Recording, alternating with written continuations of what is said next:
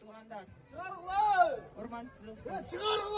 Биринчиден, мен Өбүрөк Токтогуловичтин атынан, өз үй бүлөсүнүн атынан сиздерге чоң ыраазычылыгымды айткым келет. Өбүрөк Токтогулович айтып жиберди. Калың элим бар экен. Чоң рахмат деди. Мага ишенген, мени ушул жерге келип бошотсун деп туруп турган элиме чоң рахмат деп айтты. Тилекке каршы бийликтин кадамдарын жеке мен өзүмө түшүнүксүз. Анткени ачык айын сот болсо деп биз чоң үмүт койгонбуз, талап кылганбыз. Тилекке каршы сотты жабып коюшту. Эмне үчүн жабып коюшту? Анткени чындыктан коркот. Анткени Бабанов күнөөлүү эмес.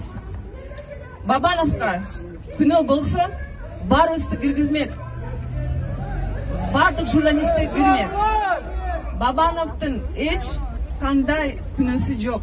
Ушул үчүн коркуп, эч кимди жибербей, бизди аран жиберишти. 1 саат турдук киребиз деп. Соттун өткөнү өкүнүчтүү туугандар. Эч кандай Өбүрөк Токтогуловичка эч кандай неме берилген жок, суроолор берилген жок. 23 күн отурат ушул жерде. 23 күн ичинде бирде суроо өткөн жок. Жөн эле отуруп коюшту. Большому сожалению, сегодня мы стали свидетелями суда, а большого судилища. В том государстве, где нет законности, нет самого государства. Омурбек Токтогулович всегда говорил, что законность, справедливый суд – это основа государства. И я сейчас понимаю, как он был прав. Потому что не работает закон. Не работает закон, значит, государство не будет развиваться. Дорогие друзья, мы будем отстаивать честное имя Омурбека Бабанова, моего супруга. В чем он виновен? В том, что он патриот, в том, что он всегда отстаивал интересы государства.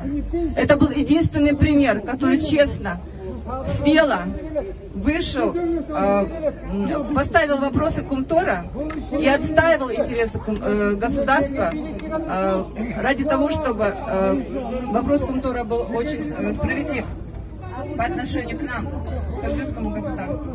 Я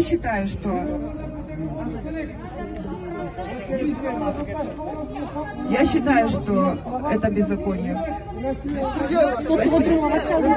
Беспредел!